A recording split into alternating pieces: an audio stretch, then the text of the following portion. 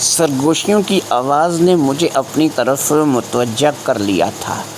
یہ سرگوشیوں کی آواز ساتھ والے کمرے سے آ رہی تھی اور اس ساتھ والے کمرے میں میرے چچا اور چچی سوئے ہوئے تھے۔ اس وقت رات کے 2:30 بج رہے تھے اور رات کے 2:30 بجے ساتھ والے کمرے سے سرگوشیوں کی آواز کا ایک ہی مطلب ہو سکتا تھا کہ دونوں میاں بیوی کو ایک دوسرے کی ضرورت ہے اور وہ ایک دوسرے کی ضرورت کو پوری کرنے کی غرض سے اس وقت رات کے اس پہر جاگ رہے ہیں۔ میں آپ کو سب سے پہلے اپنا تعارف کروا دوں تاکہ آپ کو اس کہانی میں آگے بڑھنے میں مدد ملے۔ میرا نام امجد ہے اور میں شہر سے گاؤں اپنے چچا چچی کے گھر آیا ہوا ہوں۔ میرے والد جو کہ میرے اس چچا کے کزن بھائی ہیں، یعنی کہ سگے بھائی نہیں ہیں، کزن بھائی ہیں، یہ چچا تایا کے بیٹے ہیں، یعنی ان دونوں کا آپس میں جو رشتہ ہے وہ کزن کا رشتہ ہے۔ اس رشتے سے یہ شخص جس کے گھر میں آیا ہوا ہوں یہ میرا رشتے میں چچا لگتا ہے اور اس کی بیوی جو ہے وہ رشتے میں میری چاچی لگتی ہے۔ لیکن ہوا کچھ یوں ہے کہ کچھ عرصہ پہلے میرے اس چچا کی، جس کا نام امتیاز ہے، بیوی انتقال کر گئی اور اس کے انتقال کے تقریباً 1 سال بعد اس نے ایک اور شادی کر لی۔ جب اس نے وہ شادی کی تو اس شادی میں ہم لوگ شریک نہیں ہو سکے تھے اور آج ایسا ہوا تھا کہ جب مجھے گرمیوں کی چھٹیاں اسکول سے ہوئیں تو مجھے میرے والدین نے یہاں پر بھیج دیا تھا، کیونکہ میرا ہمیشہ سے ہی یہ خواب رہا تھا کہ میں ایک گاؤں میں جا کر کے رہوں یا گاؤں کے ماحول کو وزٹ کروں۔ میں اس وقت 10ویں کلاس کا طالب علم تھا اور میں اس وقت صرف 17 سال کا تھا۔ اس وقت جب میں اس گاؤں میں آیا تھا چچا امتیاز کے گھر تو مجھے اس بات کا اندازہ نہیں تھا کہ چچی سے میرا سامنا ہوگا تو کیسا ری ایکشن ہوگا، لیکن ظاہری بات ہے کہ میں شادی پہ نہیں آیا تھا اور سب سے بڑی بات یہ ہے کہ میرے گھر والے بھی شادی میں شامل نہیں ہوئے تھے، کیونکہ شادی میں اس لیے شامل نہیں ہوئے تھے کہ میرے چچا نے یہ شادی جو ہے وہ صرف تھوڑے سے بندوں کو بلا کر کے بس نکاح کرنے پر کی تھی اور کسی کو زیادہ اس شادی کے لیے دعوت نہیں دی گئی تھی۔ یہ ایک ایسی خاتون تھی جس کے ساتھ میرے چچا نے شادی کی تھی کہ جس کا والد بیمار تھا اور اپنے آخری سانسوں پر تھا اور اس لڑکی کی شادی جو ہے وہ ابھی تک نہیں ہوئی تھی۔ میرے چچا امتیاز کے ساتھ اس شخص کی دوستی تھی، یعنی کہ جو اس لڑکی کا والد تھا، لہٰذا فضل حسین اپنے مرنے سے پہلے اپنی بیٹی کا ہاتھ امتیاز کے ہاتھ میں، یعنی کہ میرے اس چچا کے ہاتھ میں دے کر کے چلا گیا تھا اور پھر میرا چچا اس سے شادی کر کے اپنے گھر لے آیا تھا۔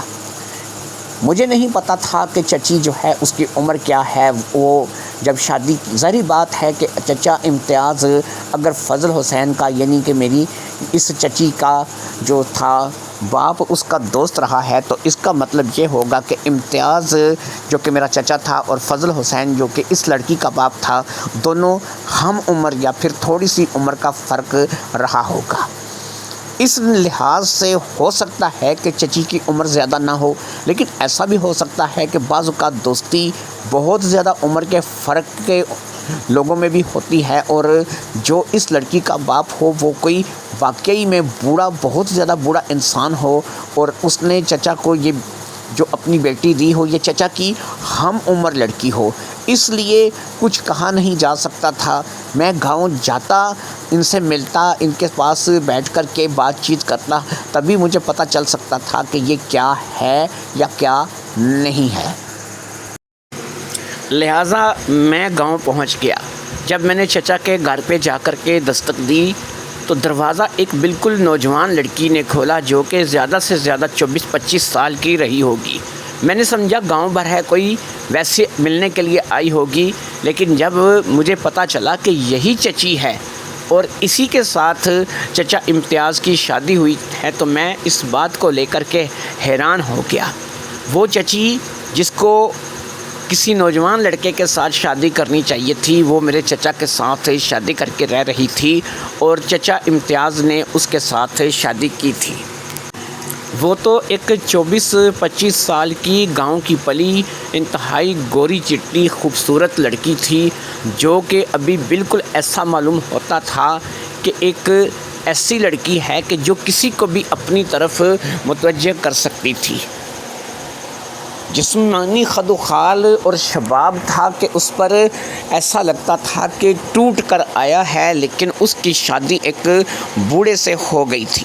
بہرحال مجھے اس چیز سے کیا غرض تھی، کیونکہ میری تو وہ چچی تھی اور وہ امتیاز چچا سے شادی کر چکی تھی، لہٰذا میں اب ان کے پاس اسی گھر میں رہنے لگا اور انہیں میں نے بتایا کہ میں گرمیوں کی چھٹیوں کے لیے یہاں پر آیا ہوں اور چھٹیاں گزار کر کے چلا جاؤں گا۔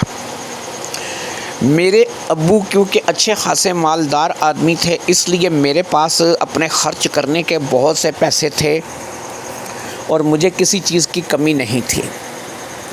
یہاں آ کر کے ایک مصیبت کا اور سامنا مجھے کرنا پڑ گیا کہ ابھی تک ان لوگوں کے ہاں اس گاؤں میں بہت سے گھر ایسے تھے کہ جہاں پر واش روم کی سہولت نہیں تھی۔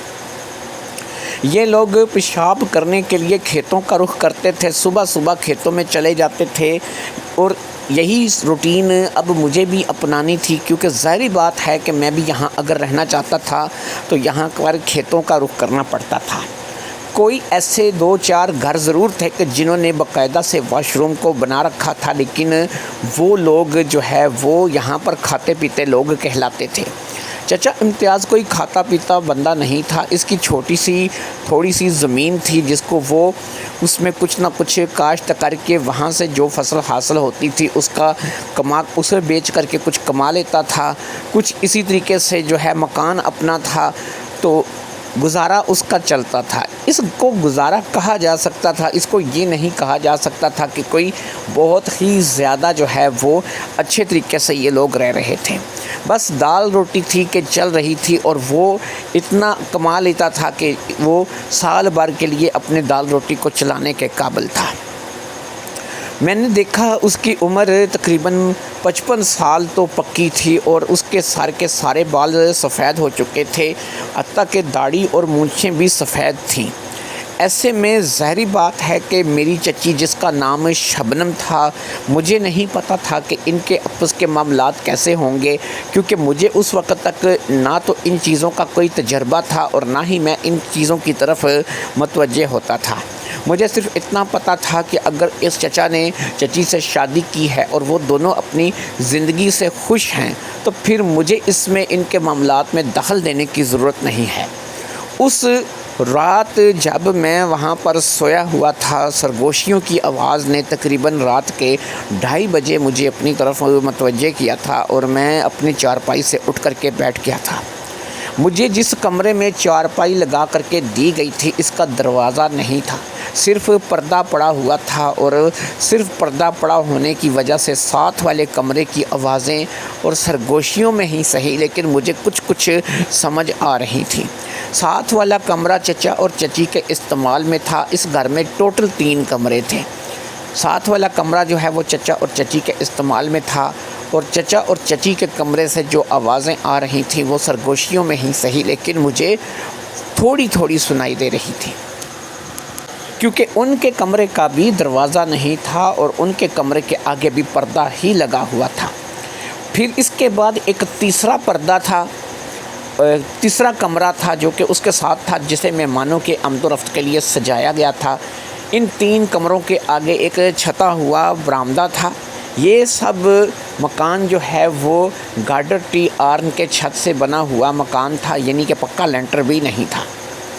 جس کمرے میں میں سویا ہوا تھا، مجھے کیونکہ اب باقاعدہ سرگوشیوں کی آواز سنائی دے رہی تھی۔ انسانی تجسس انسان کو اس بات پر مجبور کر دیتا ہے کہ انسان جو ہے وہ سنے کہ کیا ہو رہا ہے اور کیا باتیں چل رہی ہیں۔ میں نے ایک چیز کا اندازہ لگایا کہ میری چارپائی دیوار سے کافی ہٹ کر کے بچھی ہوئی تھی جس پر میں سویا ہوا تھا۔ اگر میں اپنی چارپائی کو دیوار کے بالکل قریب لے جاؤں اور اپنے کانوں کو دیوار سے لگا دوں تو دوسرے کمرے میں سے جو بھی سرگوشی کی آوازیں ہیں میں بڑے آسانی سے بڑے آرام سے سن سکتا تھا۔ ویسے بھی اس وقت رات کا پہر تھا، 2:30 بجے کا ٹائم تھا، ہر طرف سناٹا تھا اور اس سناٹے میں تھوڑی آواز بھی بہت آ رہی تھی۔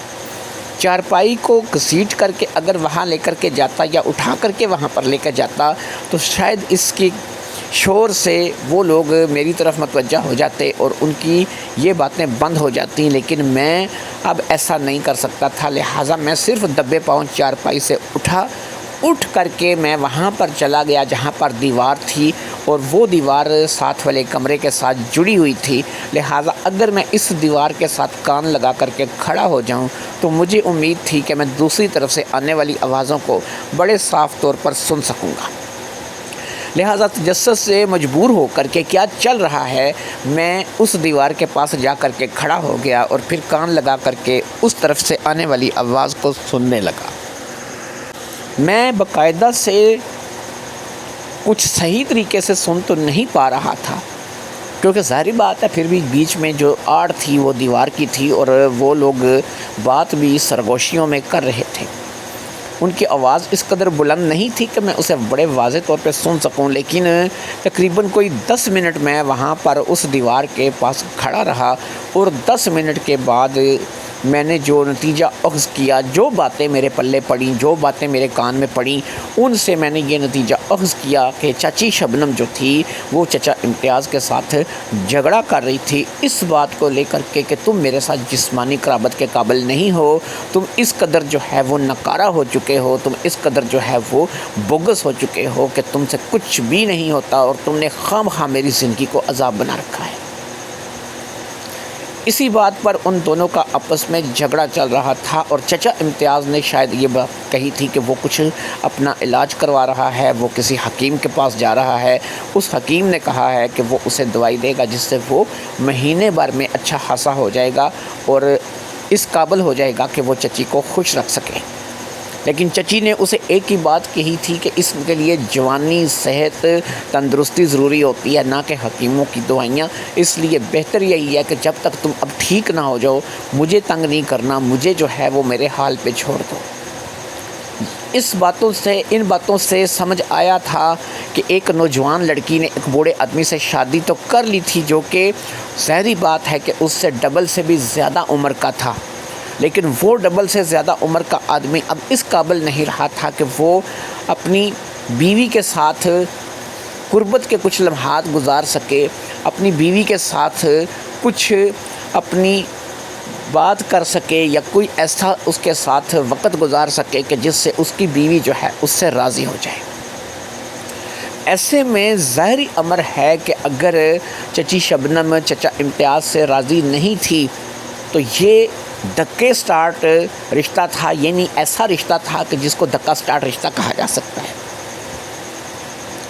بہرحال میں نے وہ باتیں سن لی تھیں اور سمجھ بھی گیا تھا کہ دونوں کے درمیان چکر کیا ہے۔ میں 17 سال کا تھا، کوئی بچہ نہیں تھا، میٹرک میں پڑھتا تھا، اس لیے مجھے ہر چیز کے بارے میں مکمل معلومات تھی اور میں جانتا تھا کہ انسان کے کیا مراسم ہوتے ہیں اور میاں بیوی کے درمیان کیا واسطہ۔ یہ علیحدہ بات ہے کہ میں ان چیزوں میں دلچسپی نہیں لیتا تھا، لیکن یہاں پر تجسس کے ہاتھوں مجبور ہو کر کے میں ان کی گفتگو سننے کے لیے چلا آیا تھا۔ پھر میں جا کر کے اپنی چارپائی پر لیٹ گیا اور کافی دیر تک سونے کی کوشش کرتا رہا، لیکن مجھے نیند نہیں آ رہی تھی۔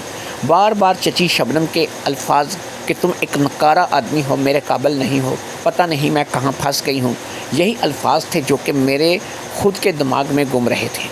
ایک لمحے کے لیے میرے ذہن میں آیا کہ دیکھو چچی کتنی مظلوم ہے کہ اس بیچاری کو ایک ایسے شخص کے ساتھ گزارا کرنا پڑ رہا ہے کہ جو اس سے ڈبل سے بھی زیادہ عمر کا ہے۔ وہ اگر 24 یا 25 سال کی تھی تو چچا امتیاز تو 55 سال سے بھی اوپر کا تھا، لہٰذا اب دونوں کا گزارا نہیں ہو رہا تھا اور یہ شادی وہ دونوں کر بیٹھے تھے۔ ایسے میں ظاہری بات ہے کہ وہ مظلوم تھی اور ایک ایسی زندگی گزار رہی تھی کہ جس کو گزارنے کا اسے بالکل حق نہیں تھا۔ وہ ایک ایسی زندگی گزار رہی تھی کہ جس کو گزارنا اس عمر میں لڑکیاں پسند نہیں کرتی۔ یار وہ عورت بھی نہیں کہی جا سکتی تھی، عورت بھی کم سے کم 30 سال کے بعد کسی لڑکی کو عورت کہتے ہیں، یہاں پر تو یہ 24 یا 25 سال کی رہی ہوگی، انتہائی خوبصورت، گورا چٹا رنگ، دودھ مکھن کی طرح سفید۔ یہ وہ باتیں تھیں کہ جو ظاہری بات ہے کہ میں نے یہاں پر نوٹس کی تھیں، اور آج کی رات کی جو گفتگو میں نے سنی تھی اس کے بعد مجھے چچی سے نہ چاہتے ہوئے بھی ایک انجانی سی ہمدردی ہو چکی تھی۔ اگلے روز صبح جب میں اٹھا تو میں نے دیکھا کہ چچی گھر پر نہیں تھی اور چچا بھی اس وقت گھر پر موجود نہیں تھا۔ مجھے اس وقت رفع حاجت یعنی پیشاب کے لیے جانا تھا، اور ظاہری بات ہے کہ مجھے کھیتوں کا رخ کرنا تھا۔ کھیت مجھے بتا دیے گئے تھے، جب میں یہاں پر آیا تھا تبھی مجھے چچا امتیاز نے بتا دیا تھا کہ ہمارے گھر میں واش روم کی سہولت موجود نہیں ہے، لہٰذا اگر تمہیں پیشاب کرنا ہوگا تو تم یہاں پر اس کھیت کی طرف آؤ گے۔ لہٰذا میں وہاں پر پیشاب کرنے کی غرض سے نکل گیا تھا۔ گھر کھلا چھوڑ گیا تھا۔ یہاں پر گاؤں میں چوریاں نہیں ہوتی تھیں، گاؤں میں لوگوں کے پاس رکھا ہوا ہی کیا تھا، لہٰذا ایک بندہ دوسرے بندے کے گھر جا کر کے چوری نہیں کرتا تھا۔ گھر سے نکل کر تھوڑا پیدل چلنے پر میں ان کھیتوں کے پاس پہنچ گیا تھا جہاں پر باقاعدہ سے لوگ رفع حاجت کی غرض سے جاتے تھے۔ یہی کھیت مجھے چچا امتیاز نے بتائے تھے، لہٰذا میں بے جھجک ان کھیتوں کے اندر داخل ہو گیا تھا۔ مجھے اس چیز کا اندازہ بھی نہیں تھا کہ جن کھیتوں کا میں نے رخ کیا ہے یا جن کھیتوں میں میں پیشاب کرنے کی غرض سے جا رہا ہوں، مجھ سے پہلے چچی شبنم وہاں پر پیشاب کرنے کے لیے گئی ہوئی ہے۔ میں بالکل اس جگہ پر پہنچ گیا جہاں پر چچی شبنم پیشاب کر رہی تھی، یعنی وہ اس کھیتوں میں بیٹھی ہوئی تھی۔ جب میں وہاں پر پہنچا تو وہ مجھے دیکھ کر ایک دم سے اٹھ گئی، اس نے اپنے آپ کو سنبھالا اور اس نے مجھے کہا کہ امجد یہ کیا بدتمیزی ہے، تم یہاں پر کیوں منہ اٹھا کر کے چلے آئے ہو؟ میں نے کہا چچی مجھے تو پتہ ہی نہیں ہے کہ آپ یہاں پر ہے، مجھے پیشاب کی حاجت ہوئی ہے تو میں چلا آیا ہوں۔ اس نے کہا اچھا ٹھیک ہے، تم تھوڑا آگے جا کے کر لو۔ اب میں وہاں سے آگے نکل آیا اور پھر میں نے بھی وہاں سے اپنی حاجت کو ختم کیا اور پھر میں اسی راستے سے واپس ہو گیا، لیکن میرے اسی راستے سے واپس ہونے تک چچی شبنم شاید وہاں سے جا چکی تھی۔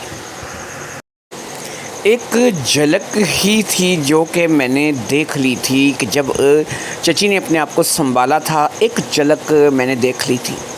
واقعی میں دیکھ کر دم بخود رہ گیا تھا کہ اتنی گوری چٹی لڑکی اور اتنی نوجوان لڑکی جو ہے وہ چچا کے ساتھ اپنی زندگی کو اس طریقے سے گزارنے پر مجبور تھی۔ بہرحال میں اب ان کے معاملات میں بول تو نہیں سکتا تھا۔ میں وہاں سے گھر آ گیا تھا اور جب میں گھر آیا تو چچی اس وقت کچن میں ناشتہ بنا رہی تھی۔ کچن کیا تھا، یہ صحن کا ہی ایک اوپن سا حصہ تھا جہاں پر باقاعدہ مٹی کا چولہا بنایا گیا تھا، اور وہاں پر وہ اس وقت میرے لیے اور چچا کے لیے ناشتہ بنا رہی تھی۔ اس کے چہرے پر میں باقاعدہ جو ہے غم کے آثار دیکھ رہا تھا۔ مجھے ایسا لگ رہا تھا کہ وہ یہ سب کچھ کر تو رہی ہے لیکن وہ دل سے راضی نہیں ہے۔ پتہ نہیں کیا چیز تھی جو کہ اسے اندر ہی اندر کھائے چلے جا رہی تھی۔ اس بات کو لے کر کے مجھے اس سے ہمدردی ہو رہی تھی اور میں اس کی طرف کھنچا چلا جا رہا تھا۔ اس میں کوئی لالچ نہیں تھا، یا مجھے اس کے جسم کا لالچ نہیں تھا، یا میں اس کی طرف کسی اور ارادے سے متوجہ نہیں تھا۔ مجھے صرف یہ تھا کہ اس بیچاری کے ساتھ ظلم ہوا ہے اور اسے جو ہے وہ چچا کے ساتھ بیاہ دیا گیا ہے، حتیٰ کہ اس کی عمر جو ہے وہ کسی نوجوان کے ساتھ شادی کرنے کی تھی۔ میں اپنے لیے کچھ نہیں سوچ رہا تھا، میں تو اس وقت 17 سال کا تھا اور شادی ظاہری بات ہے میرے لیے ابھی بہت دور کی بات تھی۔ اتنی جلدی تو میں شادی نہیں کر سکتا تھا اور نہ ہی شادی کی طرف متوجہ ہو سکتا تھا، اور اگر کرتا بھی یہ میری سگی چاچی نہیں تھی، رشتے کی چاچی تھی، میری اس کی شادی ہو سکتی تھی، لیکن ظاہری بات ہے کہ میں اس سے کیوں شادی کروں گا؟ میرے گھر والے میرے لیے شہر میں کوئی اچھی لڑکی دیکھیں گے اور میں اس کے ساتھ شادی کروں گا۔ اس بیچاری کے ساتھ ظاہری بات ہے کہ میں ہمدردی تو کر سکتا تھا لیکن شادی نہیں کر سکتا تھا۔ لہٰذا یہی ہوا کہ اس نے مجھے ناشتہ تیار کر کے دیا۔ اتنی دیر میں چچا بھی جو کہ گھر سے کہیں باہر گیا ہوا تھا وہ بھی آ گیا اور ہم دونوں نے بیٹھ کر کے ناشتہ کیا۔ ناشتہ کرنے کے بعد چچا مجھے گاؤں گھمانے کے لیے گھر سے باہر لے آیا اور پھر میں نے اس گاؤں کو اچھی طریقے سے دیکھا۔ یہ گاؤں کیا تھا، 50-60 گھروں پر مشتمل ایک جو ہے وہ چھوٹا سا گاؤں تھا، اور کھیتوں کھلیانوں کے علاوہ ٹیوب ویل کے علاوہ یہاں پر اور کوئی ایسی خاص سہولت نہیں تھی جو کہ ہم جیسے لوگوں کو شہر میں میسر ہے۔ یہاں پر تو نہ موبائل سگنل صحیح طریقے سے آتے تھے، نہ یہاں پر کوئی انٹرنیٹ کی ابھی تک سہولت تھی، یعنی بہت ہی ہٹ کر کے گاؤں بنا ہوا تھا۔ میں نے سنا تھا کہ اب تو گاؤں بھر میں انٹرنیٹ اور یہ چیزیں ان کی سہولت آ چکی ہے اور موبائل لوگ یوز کرتے ہیں، لیکن یہ گاؤں واقعی ایک ایسا گاؤں تھا کہ جہاں پر ابھی تک واش روم کی سہولت نہیں تھی، تو باقی چیزوں کو تو چھوڑ دو۔ بہرحال میں تقریباً گھنٹہ بھر چچا کے ساتھ اس گاؤں میں گھومتا رہا، مختلف لوگوں سے میری ملاقات ہوئی اور پھر میں ان سے مل ملا کر کے واپس آ گیا۔ چچی اس وقت تک گھر کی صفائی کر چکی تھی اور اب گھر کی صفائی کرنے کے بعد اسے دوپہر کے کھانے کی فکر لگی ہوئی تھی کہ اس نے دوپہر کے کھانے میں کیا بنانا ہے۔ پھر اسی روٹین میں دوپہر کے کھانا اور پھر دوپہر کے کھانے کے بعد رات تک اسی طریقے سے وہیں پر اسی گھر میں رہ کر کے میں بور ہوا اور اس کے بعد رات کا کھانا کھا کر کے پھر میں سو گیا۔ اس روز جب میں سویا تو مجھے توقع تھی کہ شاید آج پھر کچھ سننے کو ملے گا یا کوئی بات ایسی ہوگی، اور پھر میری توقع کے عین مطابق رات کے تقریباً 2 سے 2:30 بجے کے درمیان پھر دوسری طرف سے سرگوشیوں کی آواز شروع ہو گئی۔ اب میں دوبارہ دیوار کے پاس جا کر کے کھڑا ہو گیا اور دوسری طرف سے آنے والی آوازوں کو سننے لگا۔ دوسری طرف سے آنے والی آوازوں میں آج سب سے پہلی جو بات میں نے سنی وہ یہ تھی کہ ایک نوجوان لڑکا گھر میں آیا ہوا ہے، تمہیں شرم نہیں آتی؟ میں نے تمہیں پہلے بھی منع کیا ہے کہ تم اس قابل نہیں ہو، بالکل ناکارہ ہو چکے ہو، اور تم جو ہے وہ روزانہ جو ہے میرے پاس آ جاتے ہو۔ تمہیں اس بات کو لے کر کے شرم کرنی چاہیے کہ تم سے کچھ ہوتا نہیں ہے اور تم جو ہے وہ خام خواہ مجھے آ کر کے تنگ کرتے ہو۔ اس میں چچا امتیاز نے کہا نہیں، آج میں نے علی احمد سے ایک ایسی چیز لائی ہے کہ تم یقین کرو کہ تم خوشی سے نہال ہو جاؤ گی اور تمہارا مقصد آج پورا ہو کر کے رہے گا۔ چچی نے کہا تم جانو اور تمہارا علی احمد جانے، جو ایک بکواس قسم کا تم نے ڈھونڈ رکھا ہے، اس کو تم کسی چیز کا پتہ نہیں ہے، نیم حکیم خطرہ جان ہے اور تم اس کے پاس چلے جاتے ہو۔ لیکن چچا اس بات کے لیے بضد تھا کہ آج اس نے کچھ ایسا لیا ہے کہ جس سے آج چچی خوش ہو جائے گی، لہٰذا دونوں نے ظاہری بات ہے کہ تھوڑی سی بحث مباحثے کے بعد چلنی تو ظاہری بات ہے کہ چچا کی تھی، کیونکہ وہ گھر کا مرد تھا، وہ اس گھر کا سربراہ تھا، اور ظاہری بات ہے کہ چچی کا نہ تو کوئی ماں، نہ کوئی باپ، نہ کوئی بھائی، نہ کوئی بہن تھا، اس لیے اس بیچاری کو ہتھیار ڈالنے ہی تھے اور وہ شاید ہتھیار ڈال بیٹھی۔ قریب 10 منٹ تک کوئی آواز دوسری طرف سے نہیں آئی تو میں نے سمجھا کہ شاید واقعی میں آج ایسا ہے کہ چچا اپنے مقصد میں کامیاب ہو چکا ہے۔ 10 منٹ کے بعد چچی کی بڑبڑاتے ہوئے آواز سنائی دی کہ میں نے تمہیں کہا تھا نا کہ تم سے کچھ بھی نہیں ہو سکے گا، پچھلے 10 منٹ سے تم مجھے بھی خراب کر رہے ہو، خود بھی خراب ہو رہے ہو، جاؤ اپنے بستر پہ جا کے سو جاؤ، مجھے بھی سونے دو، کچھ بھی تو نہیں ہو رہا تم سے۔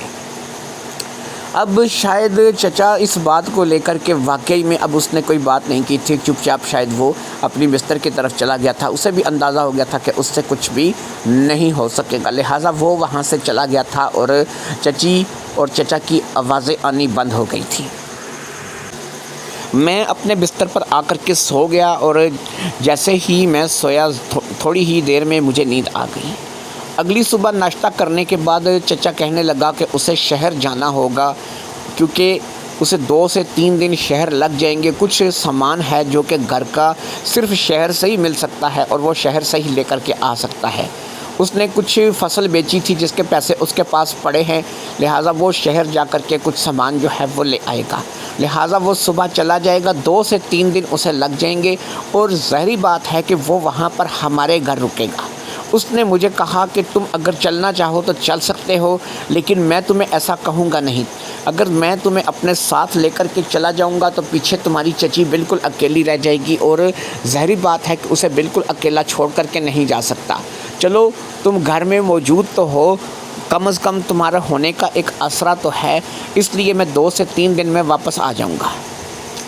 چچا یہ بول کر کے شہر کے لیے روانہ ہو گیا۔ ظاہری بات ہے کہ اس نے گھر کے لیے کچھ نہ کچھ سامان لے کر کے آنا تھا اور وہ اس سامان کی گھر سے چلا گیا تھا، ایسے میں اس نے رکنا بھی میرے ہی گھر تھا، یعنی اس کے رکنے کا ٹھکانہ میرا اپنا گھر تھا جہاں سے میں آیا تھا۔ اس روز چچا چلا گیا اور چچا کے جانے کے بعد میں نے چچی کو تھوڑا سا اچھا دیکھا کہ وہ اس کے چہرے پر آج ایک سکون تھا، شاید وہ اس سے برداشت کرتی تھی، اسے بالکل پسند نہیں کرتی تھی۔ میں نے بھی وہ وقت آج چچی کے زیادہ قریب رہ کر کے گزارا اور اس سے بار بار میں یہی پوچھتا رہا، میں آپ کی کسی کام میں مدد کراؤں، میں آپ کو یہ چیز دے دوں، وہ چیز دے دوں، آگ جلوا دوں، یہ کر دوں، وہ کر دوں، میری اس بات کو لے کر کے وہ شاید یہ سمجھ رہی تھی کہ چچا کے جانے کے بعد کیونکہ میں بھی اکیلا پن محسوس کر رہا ہوں اور وہ بھی اکیلی ہو گئی ہے، اس لیے میں اس کی مدد کروا رہا تھا۔ لہٰذا اسی طریقے سے ہمارا وہ پہلا دن گزر گیا اور ہماری آج پہلی رات آ گئی۔ ایسے میں ایک بڑی ہی عجیب بات جو ہے وہ چچی نے مجھے کی۔ اس نے مجھے کہا، امجد میرے کمرے میں سو جانا، تم اپنے کمرے میں آج نہیں سونا۔ میں کبھی بھی اکیلے نہیں سوتی، مجھے اکیلے سونے میں گھبراہٹ ہوتی ہے، مجھے ڈر لگتا ہے، لہٰذا تم میرے کمرے میں سو جانا۔ میں نے کہا، دیکھیں چچی، ایسا ہے کہ آپ گھبراتی ہیں، کوئی مسئلہ نہیں، میں تو ساتھ والے کمرے میں ہی ہوں، میں کوئی آپ سے دور تو نہیں ہوں۔ اس نے کہا، نہیں، تمہیں شاید اس چیز کا اندازہ نہیں ہے، بچپن ہی سے مجھے ایسا ہے کہ جب تک میرے ساتھ کوئی چارپائی پہ سو رہا ہو، میرے ساتھ جو ہے وہ سو رہا ہو، تو تبھی مجھے نیند آتی ہے یا تب ہی میں سکون سے سو پاتی ہوں، ورنہ جو ہے وہ ساری رات میں ڈر کے اور اسی طریقے سے گھبراہٹ میں گزار دیتی ہوں۔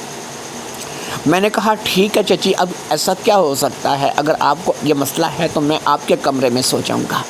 میں نے اس روز چچی کے کمرے کے اندر کا جائزہ لیا۔ دونوں چارپائیاں بالکل ساتھ بچھی ہوئی تھیں، دونوں کے اوپر خوبصورت بستر لگا ہوا تھا، اس کے اوپر سرہانے وغیرہ پڑے ہوئے تھے اور اچھی چادریں بچھی ہوئی تھیں، لہٰذا ساتھ ہی تو چارپائیاں تھیں۔ ایک چارپائی ظاہری بات ہے کہ میرے چچا امتیاز کی تھی، جو کہ رشتے میں میرا چچا لگتا تھا، میرے ابو کا کزن تھا، اور دوسری جو چارپائی تھی وہ میری اس چچی شبنم کی تھی۔ رات ہونے پر ہم دونوں کھانا وغیرہ کھانے کے بعد اور پھر تھوڑی چہل قدمی کے بعد ہم اسی جگہ پر جا کر کے اپنی چارپائی پر لیٹ گئے۔ میں نے چچا امتیاز والی چارپائی پر لیٹنا مناسب سمجھا اور شبنم چچی اپنی چارپائی پر جا کر کے لیٹ گئی۔ اسی طریقے سے رات کے تقریباً کافی پہر گزر گیا اور مجھے ایسا لگا کہ رات کو کوئی 2 یا 3 کا ٹائم رہا ہوگا۔ ہر طرف خو کا عالم تھا، مکمل سناٹا تھا، لگتا تھا گاؤں بھر میں کوئی بھی جاگ نہیں رہا ہے، سب لوگ گاؤں کے سو چکے ہیں۔ ظاہری بات ہے کہ یہ وقت ایسا ہی تھا کہ گاؤں کے لوگ اس وقت رات کے 2-3 بجے جاگ کر کے کیا کریں گے۔ ہاں یہ ہے کہ اور گھنٹے 1.5 گھنٹے کے بعد انہوں نے یہاں سے بیدار ہونا تھا، اپنے کھیتوں پہ چلا جانا تھا اور اس قسم کے کام شروع ہو جانے تھے، یعنی زندگی کا آغاز یہاں پہ صبح 4-5 بجے ہو جایا کرتا تھا، اور ظاہری بات ہے کہ یہ لوگ سو بھی ٹائم سے جاتے تھے۔ ان کی بس یہی روٹین تھی جو کہ مجھے پسند تھی کہ چلو یہ لوگ صبح اٹھ کر کے کھیتوں کھلیانوں پر جا کر کے کام کرتے ہیں، محنت مزدوری کرتے ہیں اور پھر رات میں یہ جلدی سو جاتے ہیں، عشاء کے بعد یہ کھانا وغیرہ کھا کر کے سو جاتے ہیں۔ اس وقت 2:30 یا 3 بجے کا ٹائم ہوگا، کیونکہ میں آپ کو بتاتا چلوں کہ میں جب سے یہاں پر آیا تھا نہ تو میرے موبائل کو میں نے چارج کیا تھا، نہ میں نے موبائل پہ کوئی کال سننے کے قابل تھا، گیم وغیرہ کھیل کر کے میں نے اپنی بیٹری کو ختم کر دیا تھا اور اب میرا موبائل بند پڑا ہوا تھا۔ یہ بات میرے فیملی ممبرز کو پتہ تھی کہ جب میں یہاں پر آؤں گا میرا موبائل کام نہیں کرے گا، اس لیے انہیں میری طرف سے شاید کوئی فکر نہیں رہی ہوگی۔ ویسے بھی چچا امتیاز شہر گیا تھا، وہ ان کو ساری صورتحال سے آگاہ کر دے گا اور ان کو بتا دے گا کہ وہاں پر موبائل کام نہیں کرتا۔ ویسے بھی پہلے سے بھی میرے گھر والوں کو اس بات کا اندازہ تھا۔ اس روز میں جیسا کہ آپ کو بیان کر رہا ہوں کہ رات کے تقریباً کوئی 2:30-3 بجے کا اندازہ ہے کہ ٹائم رہا ہوگا، میں مزے سے سویا ہوا تھا، کیونکہ آج تو جاگنے کا سوال ہی پیدا نہیں ہوتا تھا۔ ایک تو یہ ہے کہ میں تھکا ہوا تھا، آج تھوڑا بہت میں نے بھاگ دوڑ کام کی تھی، اس وجہ سے تھوڑا تھکا ہوا تھا، نیند آ گئی تھی اور اسی لیے میں سویا ہوا تھا۔ دوسرا یہ ہے کہ مجھے آج جاگنے کی ضرورت بھی نہیں تھی، کیونکہ ظاہری بات ہے کہ چچا امتیاز اور اگر یہاں پر ہوتا تو مجھے ان باتوں کو سن کر مزہ آتا۔ ظاہری بات ہے کہ مجھے یہ چھوٹا موٹا شغل جو ان کے درمیان روزانہ ہی رات میں ہوتا تھا، اس کو سن کر کے ایک مزہ سا آتا تھا، جس کے لیے میں نے 2 سے 3 مرتبہ جو ہے وہ دیوار کے ساتھ لگ کر کے ان کی باتیں سنی تھی۔ تو آج تو ظاہری بات ہے کہ مجھے سونا ہی تھا، کیونکہ آج چچا امتیاز یہاں پر موجود نہیں تھا اور ان کے درمیان کوئی کسی قسم کی گفتگو جو ہے وہ ظاہری بات ہے کہ نہیں ہونی تھی۔ 3 بجے کا ٹائم یا 2:30 بجے کا ٹائم یہی اندازہ تھا میرا، کیونکہ روزانہ اگر رات کو میری کبھی آنکھ کھلتی تھی، عموماً گھر میں بھی جب میں ہوتا تھا تو عموماً یہ ایسا ایک ٹائم تھا کہ میں 2:30-3 بجے جو ہے وہ ایک دفعہ ضرور اٹھتا تھا۔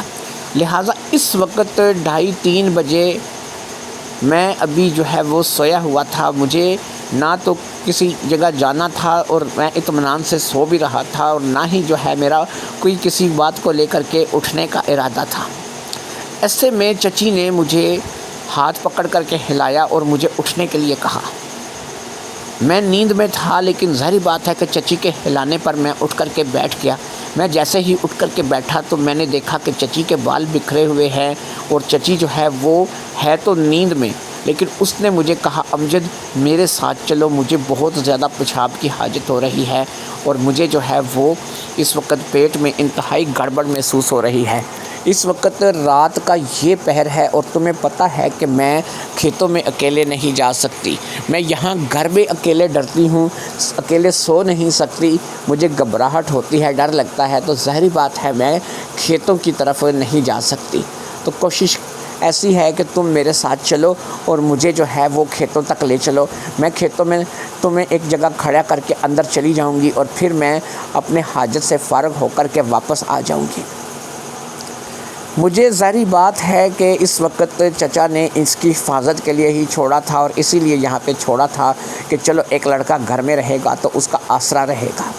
لہٰذا میں نہ چاہتے ہوئے بھی اٹھ کر کے بیٹھ گیا۔ میں نے اپنی آنکھوں کو مل کے صاف کیا، اور پھر میں صحن میں آ گیا۔ صحن میں پانی کا نلکا لگا ہوا تھا، وہاں پر آ کر کے میں نے اپنے چہرے پر پانی کے چھینٹے مارے، اور اس کے بعد میں چچی کی طرف متوجہ ہوا۔ چچی نے ایک بڑا سا لوٹا پکڑا ہوا تھا جس میں شاید اس نے پانی بھر رکھا تھا، وہ میرے ساتھ باتیں کرتی ہوئی کھیت کی طرف روانہ ہو گئی۔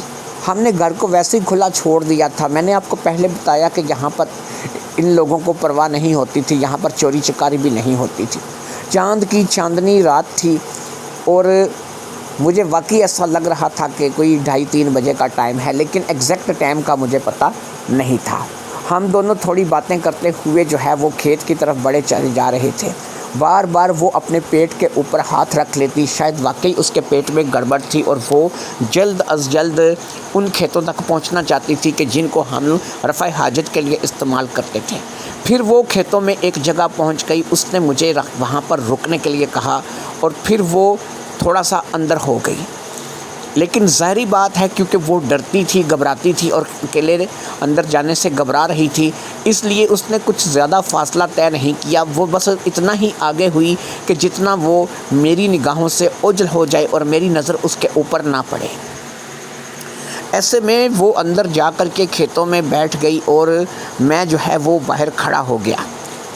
میری غیرت کا تقاضا یہی تھا کہ اب جہاں پر اس نے مجھے کھڑا کر دیا ہے میں یہیں پر کھڑا رہوں، اور یہاں سے بالکل جو ہے وہ ہلوں نہیں۔ مجھے من تو چاہ رہا تھا کہ میں 2 قدم آگے بڑھا کر کے اندر ہو جاؤں، اور میرے اندر بہت سی باتیں اس وقت آ رہی تھیں، لیکن ظاہری بات ہے کہ میں ان چیزوں کو اگنور کر رہا تھا، میں اپنے دماغ کو جھٹک رہا تھا۔ مجھے ایسا کچھ بھی نہیں کرنا تھا، اور مجھے بس اس کے رفع حاجت سے فارغ ہونے کا انتظار کرنا تھا۔ پھر قریب 10 سے 15 منٹ گزر گئے تو مجھے پریشانی ہونے لگی کہ 10 سے 15 منٹ میں تو انسان اچھا خاصا رفع حاجت سے فارغ ہو جاتا ہے، جتنے بھی انسان کے گہرے معاملات کیوں نہ ہوں، 10 سے 15 منٹ بڑا ٹائم ہوتا ہے۔ پھر میں نے سوچا کہ شاید پیٹ خراب ہے جس کی وجہ سے اس کو زیادہ ٹائم لگ رہا ہے، لہٰذا مجھے جو ہے یہاں پر کھڑے ہو کر کے اس کا انتظار کرنا چاہیے۔ قریب 15 سے 20 منٹ گزرنے کے بعد وہ آئی، اور پھر وہ تھوڑی سی تھکی تھکی سی محسوس ہو رہی تھی۔ ایسا لگ رہا تھا کہ جیسے وہ بہت زیادہ کہیں سے بھاگ کر کے آئی ہو۔ ویسے بھی گرمی تھی، چاہے رات تھی، لیکن گرمی میں بھی رات کو پسینہ آ جاتا تھا۔ حتیٰ کہ گاؤں کے ماحول زیادہ تر کھلے ہوتے ہیں، لیکن وہ اس کے چہرے پر پسینہ تھا، اور وہ تھوڑا تھکا تھکا سا محسوس ہو رہی تھی۔ میں نے اسے اپنے ساتھ لیا اور واپسی کے لیے چل پڑا۔ میں نے کہا، چچی کیا بات ہے، آپ نے تو بہت ٹائم لگا دیا کھیتوں میں۔ کہنے لگی کہ بس ایسا ہے کہ تمہیں پتہ ہے کہ پیٹ میرا خراب ہے، اور پیٹ خراب ہونے کی وجہ سے میں جب بھی اٹھنے لگتی دوبارہ واپس گڑ شروع ہو جاتی، اور پھر میں بیٹھ جاتی کہ شاید مجھے ایک ہی دفعہ جو ہے وہ مکمل طور پر رفع حاجت سے فارغ ہو جانا چاہیے، کیونکہ میں جو ہے بار بار تو ظاہری بات ہے کہ یہاں آنے سے رہی۔ لہٰذا آج اس کے چہرے پر ایک خوشی، ایک اطمینان سا تھا، جو کہ ظاہری بات ہے میں یہی سمجھ رہا تھا کہ چچا امتیاز کے گھر سے چلے جانے کی وجہ سے ہے۔ وہ میرے ساتھ گھر آ گئی اور گھر آ کر کے اس نے اب باقاعدہ سے اپنی بستر کو سنبھال لیا اور میں اپنے بستر پر آ کر کے لیٹ گیا، اور اس رات کو ہم دونوں پھر سے سو گئے۔ پھر اس رات کی صبح ہو گئی، اگلی صبح وہی روٹین۔ سب سے پہلے ناشتہ کیا گیا، ناشتہ کرنے کے بعد میں ذرا گھر سے باہر نکل گیا اور گھنٹہ بھر گھوم کر کے واپس آیا تو اس وقت تک اس نے باقاعدہ صفائی جو ہے وہ کر دی تھی اور گھر کو اچھے طریقے سے اس نے سنبھال لیا تھا۔ اسی طریقے سے اب وہ دن بھی کسی نہ کسی طریقے سے گزر گیا اور پھر دوسری رات آ گئی۔ اس دوسری آدھی رات میں بھی اس کو وہی کچھ ہوا، یعنی کہ اس نے مجھے پھر ایک دفعہ سے اٹھا کر کے بٹھا دیا۔ اس نے کہا کہ امجد میرے ساتھ کھیتوں تک چلو، تمہیں پتہ ہے کہ مجھے اکیلے ڈر لگتا ہے اور مجھے اس وقت رفع حاجت کے لیے جانا ہے۔ وہی روٹین چلی، میں نے اپنا منہ ہاتھ دھویا، اس نے لوٹا پانی کا بھر کے پکڑ لیا اور پھر اس کو لے کر کے وہ کھیتوں کی طرف چل پڑی۔ مجھے تھوڑا عجیب لگ رہا تھا کہ روزانہ رات کو اسی وقت ہی اس کے پیٹ میں درد کیوں اٹھتا ہے اور اس نے اسی وقت ہی رفع حاجت کے لیے کیوں جانا ہوتا ہے۔ چچا امتیاز کی موجودگی میں تو یہ ایسا نہیں کرتی تھی، یہ صبح تک سوئی رہتی تھی، پھر اس کے پیٹ میں درد نہیں اٹھتا تھا، یہ رفع حاجت کے لیے نہیں جاتی تھی۔ لیکن جب سے چچا گیا تھا، یہ آج دوسرا دن تھا اور دوسری رات تھی کہ اس کو رات کو 2:30-3 بجے کے قریب پیٹ میں درد اٹھتا تھا اور یہ پیشاب کرنے کے لیے کھیتوں کی طرف روانہ ہو جاتی تھی اور پھر وہاں پر جا کر کے کھیتوں کے اندر غائب ہو جاتی تھی اور 15-20 منٹ تک غائب رہتی تھی۔ لہٰذا میں نے ایک دفعہ پھر جو ہے وہ اس بات پہ غور کیا اور میں نے یہی سوچا کہ یار پیٹ کے خراب ہونے سے ظاہری بات ہے ٹائم کا یا پھر چچا کے ہونے یا نہ ہونے کا کوئی مطلب تو نہیں ہے۔ ظاہری بات ہے کہ کسی انسان کا پیٹ کسی بھی وقت خراب ہو سکتا ہے، یہ تو خوراک پر ڈپینڈ کرتا ہے کہ کسی نے تھوڑا کھا لیا یا زیادہ کھا لیا، اس کو ہضم نہیں ہوا یا اس کے پیٹ میں مسئلہ ہو گیا۔ لہٰذا مجھے جو ہے ایسی فضول باتوں کو نہیں سوچنا چاہیے۔ اب اس نے مجھے پھر دوبارہ اسی جگہ پر کھڑا کیا اور خود یہ کھیتوں کے اندر چلی گئی۔ ظاہری بات ہے کہ میں کھیتوں کے بالکل پاس تھا لیکن گہرے کھیتوں میں نہیں تھا، یہ کھیتوں کے اندر چلی گئی اور پھر اس نے ظاہری بات ہے کہ وہاں جا کر کے رفع حاجت ہی کرنی تھی۔ یہ میں آپ کو بتاتا چلوں کہ گنے کے کھیت تھے جو کہ یہاں پر کافی بلند گنے تھے، اس لیے یہ گنے کے کھیتوں کے اندر اگر کوئی بندہ چلا جاتا تھا تو دکھائی نہیں دیتا تھا، آسانی سے دکھائی نہیں دیتا تھا، کیونکہ گنے کا قد انسان کے قد سے بہرحال اونچا ہوتا ہے۔ لہٰذا میں اب گنے کے کھیتوں کے باہر کھڑا چچی کا انتظار کر رہا تھا۔ لوٹا پانی کا وہ اپنے ساتھ لے گئی تھی اور قریب 5 منٹ اسے گزر چکے تھے۔ اب پتہ نہیں کہ کیا تھا، یہ میرے اندر کا شیطان جاگا تھا یا کوئی اور بات تھی، ایک تجسس تھا یا ایک چھٹی حس تھی، کوئی ایسی اندر سے آواز تھی جو مجھے چیخ کر کہہ رہی تھی کہ مجھے اندر جانا چاہیے، مجھے ہمت کرنی چاہیے، مجھے بھی کچھ قدم بڑھانے چاہیے اور مجھے اندر جا کے دیکھنا چاہیے۔ کچھ نہ کچھ گڑبڑ کا احساس تھا جو کہ مجھے ہو رہا تھا۔ پتہ نہیں یہ گڑبڑ کیوں تھی، میرے اندر کا کوئی شیطان تھا جو کہ مجھے اس بات کے لیے آمادہ کر رہا تھا یا کوئی اور بات تھی، ایک چھٹی حس تھی کہ جو مجھے کہہ رہی تھی کہ معاملہ وہ نہیں ہے جو نظر آ رہا ہے، پیٹ کے درد کا یا پھر پیشاب کرنے کا کچھ بہانہ ہے، مجھے ایسا لگ رہا تھا۔ اور اس بات کو چلتے میں نے اس بات کی تصدیق کرنے کا فیصلہ کر لیا اور میں نے سوچ لیا کہ میں انتہائی احتیاط سے آگے گنے کے کھیت کی طرف بڑھوں گا۔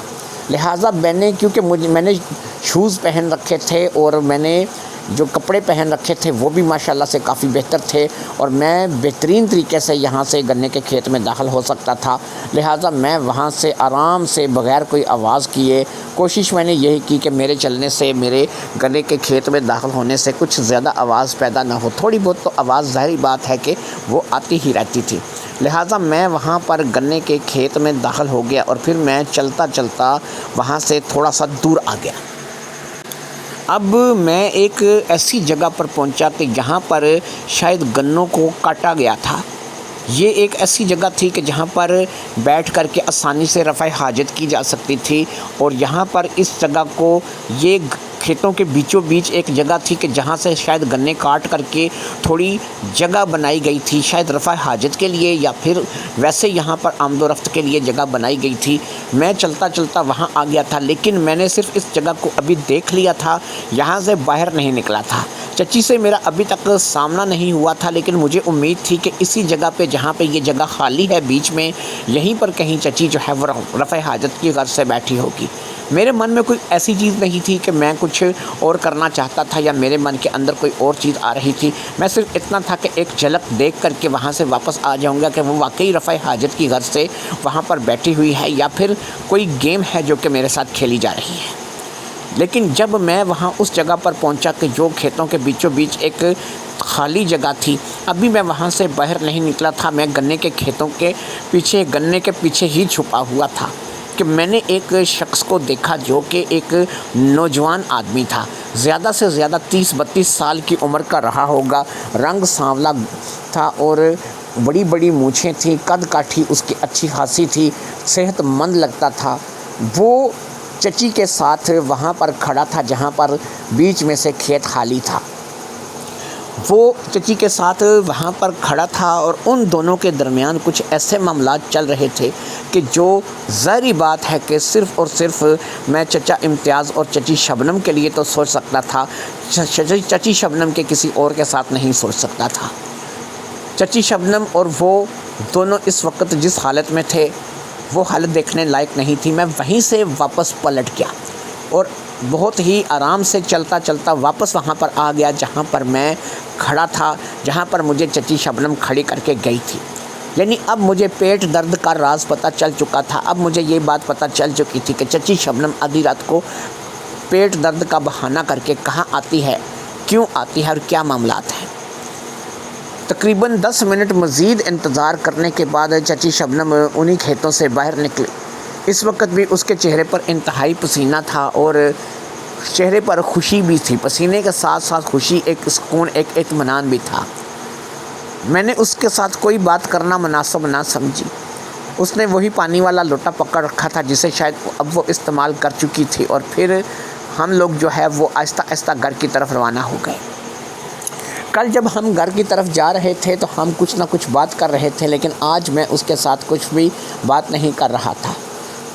اس نے اس چیز کو محسوس نہیں کیا کہ میں آج اس کے ساتھ بات نہیں کر رہا ہوں۔ بہرحال ہم اسی طریقے سے گھر واپس آ گئے۔ گھر واپس آ کر کے وہ اپنے بستر پر جا کر کے لیٹ گئی، لیکن اس کے لہجے میں، اس کے چال چلن میں ایک اطمینان کی جھلک تھی۔ وہ ایک مطمئن سی انداز میں جا کر کے اپنے بستر پر لیٹی تھی، شاید وہ خوش تھی، اور خوشی کی وجہ ظاہری بات ہے مجھے سمجھ آ رہی تھی کہ ایک نوجوان مرد کا ایک نوجوان عورت کے ساتھ وقت گزارنا یہ اس کے لیے خوشی کا باعث تھا۔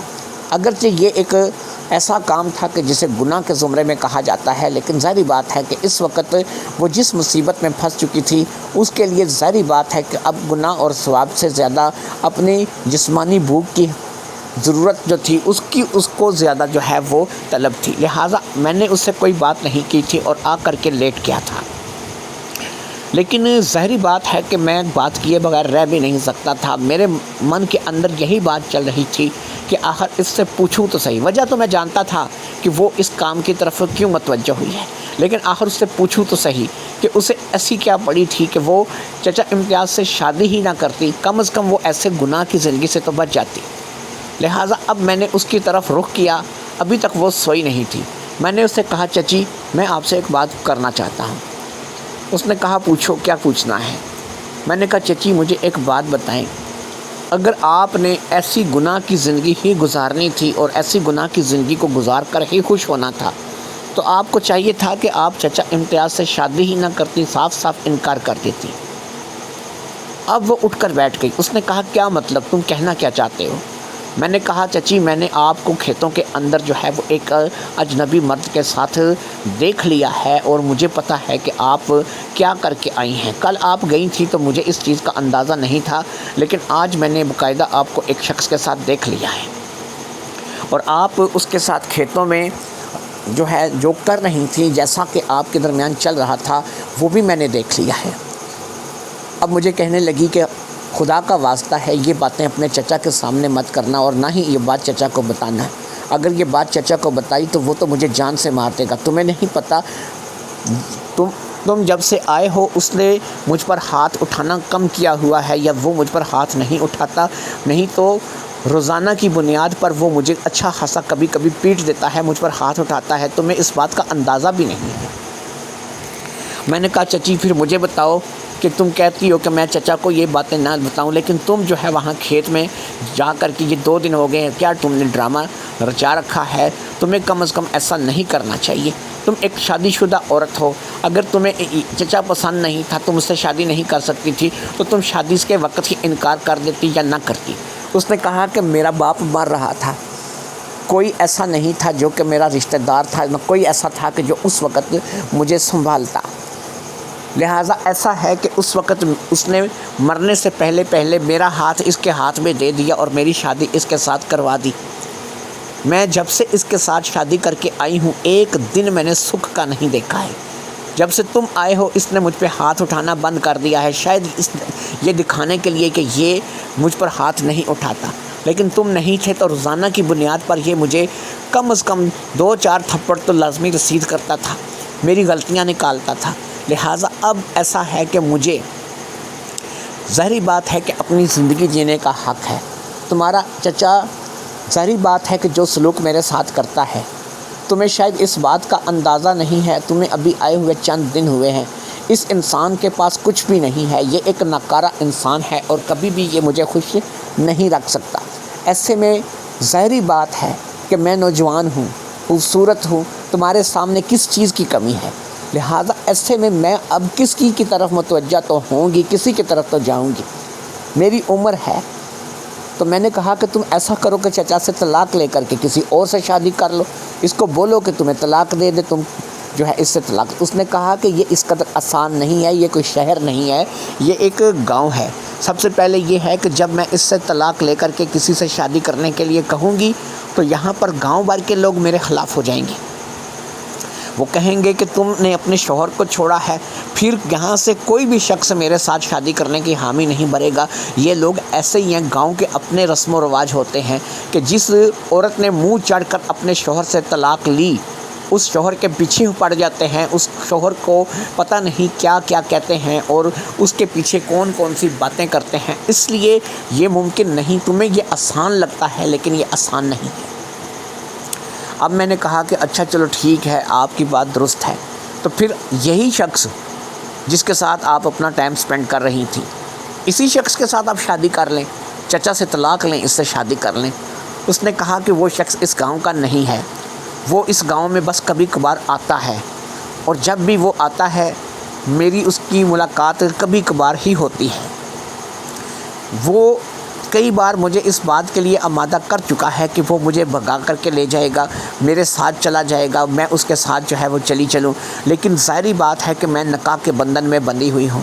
میں گناہ تو کر سکتی ہوں لیکن مسلسل گناہ جو ہے وہ اس وقت ہوگا کہ جب میں اس کے ساتھ، اس کے نکاح میں ہوتے ہوئے، چچا امتیاز کے نکاح میں ہوتے ہوئے اس کے ساتھ بھاگ جاؤں. اب چچا امتیاز کے نکاح میں ہوتے ہوئے اگر میں اس کے ساتھ بھاگ جاتی ہوں تو ظاہری بات ہے کہ جب تک میں اس کے نکاح میں رہوں گی، میں نکاح کے اوپر نکاح نہیں کر رہوں گی. اگر کہیں بھی میں پکڑی جاتی ہوں یا وہ پکڑا جاتا ہے نکاح کے اوپر، نکاح کے جرم میں، ہم دونوں کو جیل ہو جائے گی. لوگ جو ہے وہ ہم لوگوں پہ تھو تھو کریں گے اور ہم لوگوں کو برا بھلا کہیں گے. ایسے میں تمہارے چچا امتیاز سے طلاق مانگنے کی ہمت بھی نہیں ہے، اور ایسے میں ظاہری بات ہے کہ میں اپنی زندگی کو ایک بوڑھے ناکارہ آدمی کے ساتھ گزار نہیں سکتی ہوں. میں نے کہا کہ مجھے بتائیں میں کیا آپ کے کام آ سکتا ہوں، اسی سچویشن میں مجھے کیا کرنا چاہیے اور میں جو ہے وہ آپ کے کس کام آ سکتا ہوں. چچی نے کہا میں تمہیں کیا بتاؤں، تم میرے کس کام آ سکتے ہو. بہرحال تم ایسا ہی کرو کہ ایک دن کی اور بات رہ گئی ہے، کل تمہارا چچا ہو سکتا ہے آ جائے، یا کل رات کو اگر نہیں بھی آئے تو ہو سکتا ہے کہ پرسوں سویرے آ جائے. اگر کل رات کو نہیں آیا تو پلیز مجھے ایک دفعہ پھر کھیتوں میں لے کر کے جاؤ گے اور پھر میں جو ہے اسی طریقے سے واپس آ جاؤں گی. لیکن اگر تمہارا چچا کل رات تک آ گیا تو ظاہری بات ہے میں کھیتوں میں نہیں جا سکوں گی، اور تنویر کو بھی پتہ چل جائے گا کہ میں آج کیوں نہیں آئی، کیونکہ امتیاز آ گیا ہے.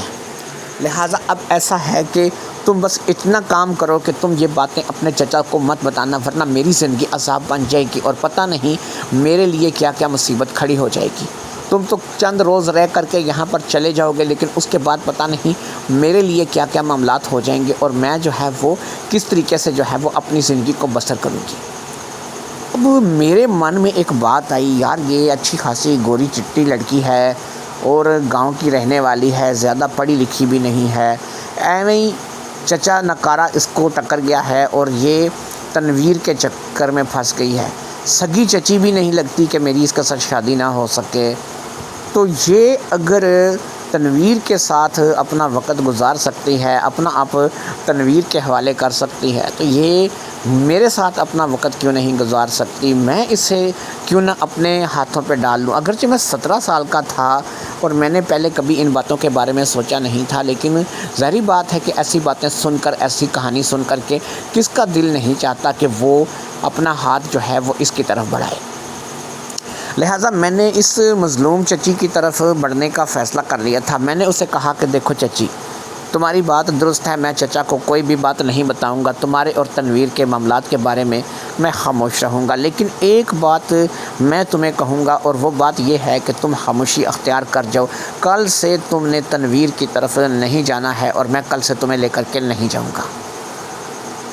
یہ بات سن کر کے چچی میری منت کرنے لگی۔ اس نے کہا کہ ایسا نہیں ہے، مجھے کبھی کبھار ہی تو ایسا کبھی موقع ملتا ہے اور تمہارے چچا کے ہوتے ہوئے تو میں نہیں جا سکتی، پلیز میری مدد کرو، مجھے جو ہے وہ کل آخری رات ہے، اگر کل کی رات تمہارا چچا نہ آیا تو کم از کم تم مجھے تنویر کی طرف لے جانا۔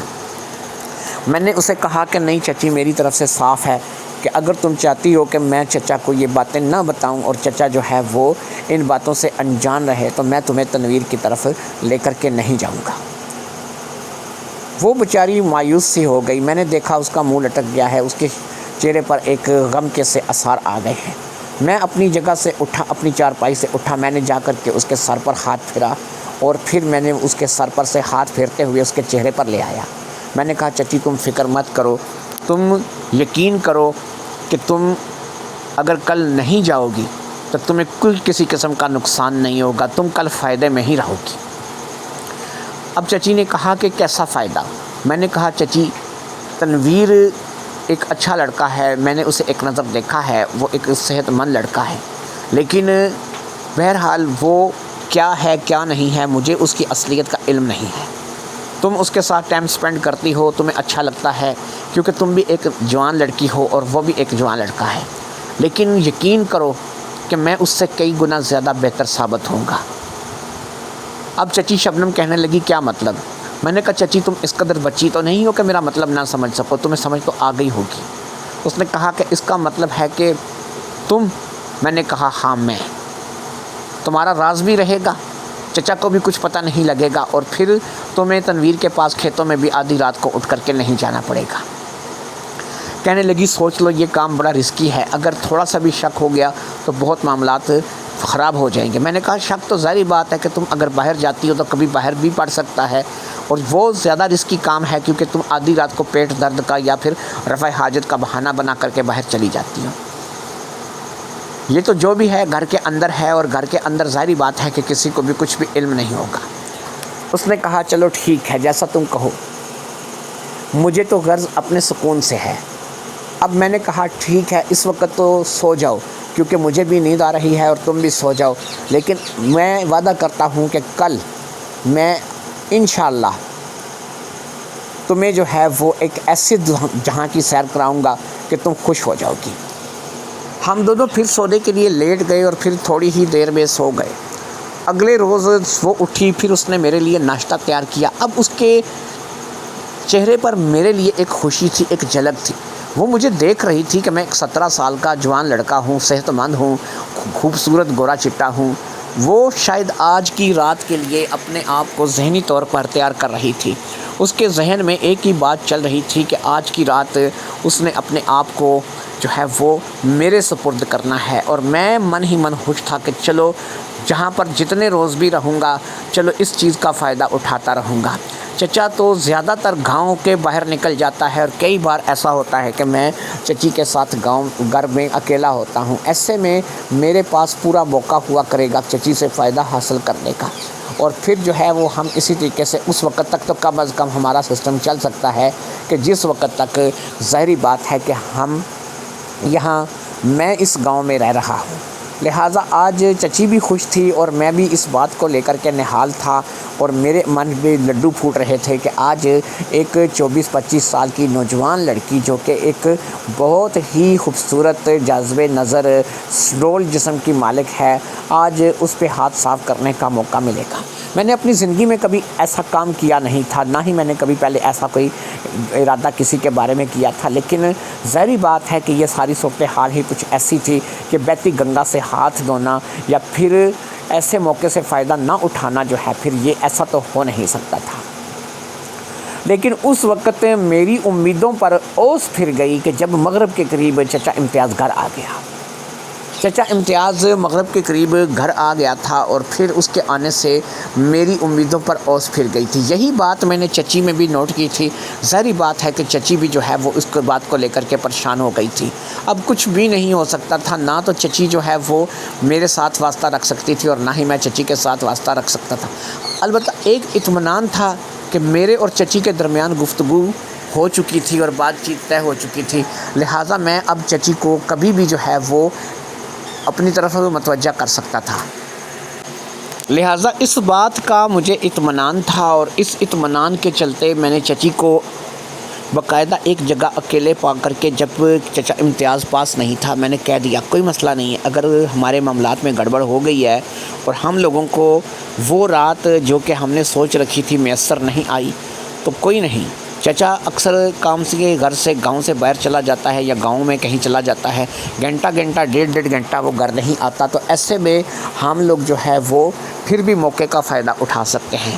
چچی نے میری اس بات کو سمجھ لیا تھا، شاید وہ بھی اس بات کے لیے آمادہ تھی اور اسے جو ہے وہ اس بات کا بھی یقین تھا کہ جیسے میں نے کہا ہے ویسا ہی ہوگا۔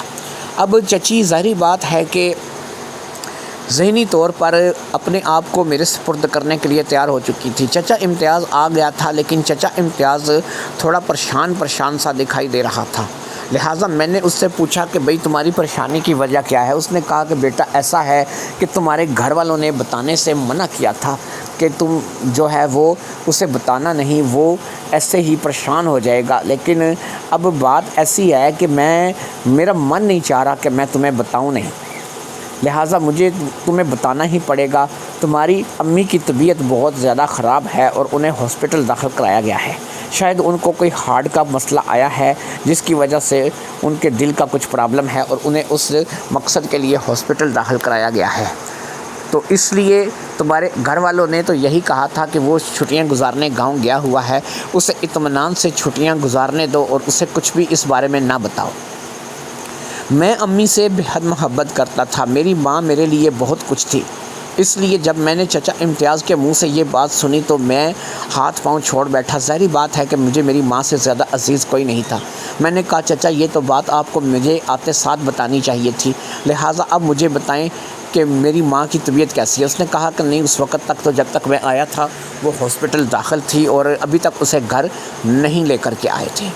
اب میں اپنی ماں کو لے کر کے پریشان ہو گیا، میرے ذہن سے سب کچھ نکل گیا، نہ تو مجھے چچی یاد رہی نہ ہی مجھے کچھ اور کام یاد رہا، مجھے صرف اپنی ماں نظر آ رہی تھی، مجھے صرف اپنی ماں کے پاس جانا تھا، مجھے اپنی ماں کے، کیونکہ میری ماں واقعی ہارٹ پیشنٹ تھی، یہ بات تو درست تھی، ایک دفعہ پہلے بھی دل کا دورہ پڑ چکا تھا اور یہ دوسرا دورہ تھا۔ اگر وہ ہاسپٹل میں داخل تھیں تو ظاہری بات ہے کہ ان کی زندگی خطرے میں ہو سکتی تھی، ان کی زندگی کو خطرے میں ڈال کر میں کچھ بھی نہیں کر سکتا تھا، میں اپنی زندگی میں انجوائمنٹ نہیں کر سکتا تھا، لہٰذا میں نے چچا امتیاز سے گھر جانے کی اجازت مانگی۔ میں نے کہا کہ چچا مجھے گھر جانا ہوگا، اگر دیکھوں گا میری ماں کی طبیعت ٹھیک ہوئی تو میں واپس آ جاؤں گا، لیکن اگر میری ماں کی طبیعت ٹھیک نہ ہوئی تو پھر میں اپنے گھر ہی رہوں گا اور پھر میں ماں کے ساتھ ہی رہوں گا۔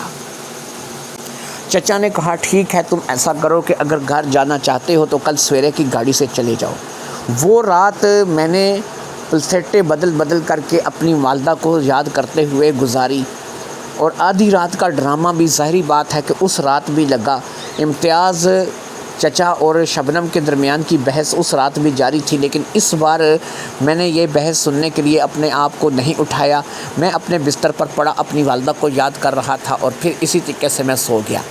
اگلی صبح میں اٹھا، ناشتہ کیا اور ناشتہ کر کے میں پہلی بس سے اپنے گھر کے لیے روانہ ہو گیا۔ میں گھر پہنچا تو مجھے پتہ چلا کہ میری والدہ کی طبیعت واقعی بہت زیادہ خراب ہے۔ میں ہاسپٹل چلا گیا اور پھر میں ہاسپٹل جا کر کے وہاں پر اپنی والدہ کی دیکھ بھال میں لگ گیا۔ 3-4 دن میں میری والدہ کی طبیعت تھوڑی سی بہتر ہوئی اور ہم اسے گھر لے آئے، لیکن شاید اس کی زندگی مقصود نہیں تھی۔ پھر ایک دفعہ اس کی طبیعت خراب ہوئی، لیکن ہاسپٹل جانے سے پہلے ہی میری والدہ نے دنیا چھوڑ دی۔ میری والدہ کو دل کا میجر اٹیک آیا تھا، جس کی وجہ سے وہ دنیا سے چلی گئی تھی، اور پھر والدہ کے مرنے کے بعد ہر چیز سے میرا دل اٹھ گیا۔ اب تو سوال ہی پیدا نہیں ہوتا تھا کہ میں دوبارہ چچا امتیاز کے گاؤں کا رخ کروں، کیونکہ ظاہری بات ہے کہ یہاں میری والدہ دنیا سے جا چکی تھی اور میں وہاں پر اس کے گھر جا کر کے کیا کرتا۔ لہٰذا میں اپنے گھر میں مگن ہو گیا، اپنے گھر والوں میں مگن ہو گیا، اور پھر اس طریقے سے میری ماں مجھ سے روٹھ کر کے ہمیشہ کے لیے چلی گئی۔ تقریباً 3 سے 4 مہینے گزر گئے، میری چھٹیاں بھی ختم ہو چکی تھیں۔ آہستہ آہستہ زندگی کی طرف میں واپس لوٹ آیا تھا۔ پھر ایک روز چچا امتیاز ہمارے گھر آیا، شاید اسے شہر سے کچھ چیزیں خریدنی تھیں، تو وہ بہت پریشان دکھائی دے رہا تھا۔ میں نے اس سے اس کے پریشانی کی وجہ پوچھی۔ میں نے کہا چچا کیا بات ہے، کس بات کو لے کر کے پریشان ہو، تمہارا تو چہرہ بہت اترا ہوا ہے۔ ظاہری بات ہے کہ اس بات کو میرے ابو نے بھی اور گھر کے دیگر افراد نے بھی نوٹ کیا تھا، لہٰذا انہوں نے پوچھا کہ بھئی کیا بات ہے امتیاز، واقعی تمہارے چہرے پر خوائیاں اڑ رہی ہیں۔ کہنے لگا کیا بتاؤں یار، میری بیوی گھر چھوڑ کر بھاگ گئی ہے اور وہ گاؤں بھر میں کسی جگہ پر بھی نہیں ہے۔ میں رات میں سویا ہوا تھا، صبح اٹھا تو وہ اپنے بستر پر موجود نہیں تھی۔ میں نے اسے ڈھونڈنے کی بہت کوشش کی، لیکن وہ نہیں ملی۔ گاؤں بھر میں پتہ کیا، لیکن وہ نہیں ملی۔ مجھے ایسا لگتا ہے کہ وہ مجھے چھوڑ کر کے بھاگ گئی ہے۔ اب ایسا ہے کہ میں جانتا تو تھا کہ وہ کہاں بھاگی ہوگی، کس کے ساتھ بھاگی ہوگی، لیکن میں نے یہ بتانا گوارا نہیں کیا، کیونکہ واقعی چچا 55 سال سے اوپر کا ہو چکا تھا اور وہ ایک نوجوان لڑکی تھی۔ اسے جس چیز کی ضرورت تھی وہ چچا نہیں دے سکتا تھا، اس لیے میں نے اس کا راز ہی رکھا اور میں خاموش ہو گیا۔ شاید قدرت کو یہی منظور تھا، مجھے اسی لیے قدرت نے وہاں سے نکال دیا تھا اور میں اس گندگی میں پڑنے سے بچ گیا تھا۔ چچا امتیاز اس کے بعد بھی ہمارے گھر آتا جاتا رہا اور کئی مہینوں بعد وہ ہمارے گھر کا کئی چکر لگا دیا کرتا تھا، لیکن شبنم چچی کا نہ تو ملنا تھا اور نہ ہی وہ ملی تھی۔ وہ اپنے آشنا کے ساتھ بھاگ کر کے کہاں چلی گئی تھی، حتیٰ کہ مجھے اس کا نام بھی پتہ تھا۔ اس نے اس کا نام تنویر بتایا تھا۔ میں چچا کو تنویر کے بارے میں بتاتا تو شاید وہ اس نام کو جان کر کے اس کے پیچھے جاتا تو شاید چچی مل جاتی، لیکن ظاہری بات ہے کہ یہاں پر واپس آ کر کے بھی اس کی زندگی عذاب ہی ہونی تھی۔ اچھا تھا کہ وہ کہیں چلی گئی تھی اور اپنی زندگی کو اپنی مرضی کے مطابق سے گزار رہی تھی۔ ہر انسان کو اپنی زندگی اپنی مرضی سے گزارنے کا حق ہوتا ہے۔ ایسے غلط فیصلے جو کہ انسان پر مسلط کر دیے جاتے ہیں وہ انسان کی اگلی زندگی کے لیے صحیح نہیں ہوتے۔ بس ایک بات کا دکھ تھا کہ وہ ابھی بھی چچا کے نکاح میں تھی اور چچا کے نکاح میں ہو کر کے وہ جہاں بھی رہ رہی تھی، جہاں بھی گئی تھی، تنویر کے ساتھ گئی تھی یا کسی اور کے ساتھ رہی تھی، بہرحال ہے تو ان کا گناہ تھا، کیونکہ یہی صورتحال تھی کہ یا تو اس نے نکاح پر نکاح کر لیا ہوگا یا پھر وہ نکاح کے بغیر ہی تنویر کے ساتھ کہیں رہ رہی ہوگی۔ خیر یہ ان کا معاملہ تھا، مجھے اب اس میں کوئی دخل نہیں تھا۔ میں جانتا تھا، جتنا میں جانتا تھا اتنا میں نے چھپا لیا، میں نے اس بات کو بتانا مناسب نہیں سمجھا۔ اب یہ آپ لوگ ہی فیصلہ کریں کہ میں نے اس بات کو لے کر کے صحیح کیا یا غلط کیا۔ دوستو میں آپ لوگوں سے گزارش کروں گا کہ کہانی آپ لوگوں کو امید پسند آئی ہوگی، تو چینل کو سبسکرائب کرنے بس 1 سیکنڈ لگے گا، چینل کو سبسکرائب کر دیں، ویڈیو کو لائک کر دیں اگر آپ کو کہانی پسند آئی ہے تو۔ اس کے علاوہ نایاب سٹوری کارنر میرا دوسرا چینل ہے، اسے بھی لازمی وزٹ کیا کریں، اور فضا وائس کارنر کے نام سے ایک چینل ہے، اسے بھی لازمی وزٹ کیا کریں تاکہ آپ کو اچھی کہانیاں سننے کو ملتی رہیں۔ اجازت دیجیے، اللہ حافظ۔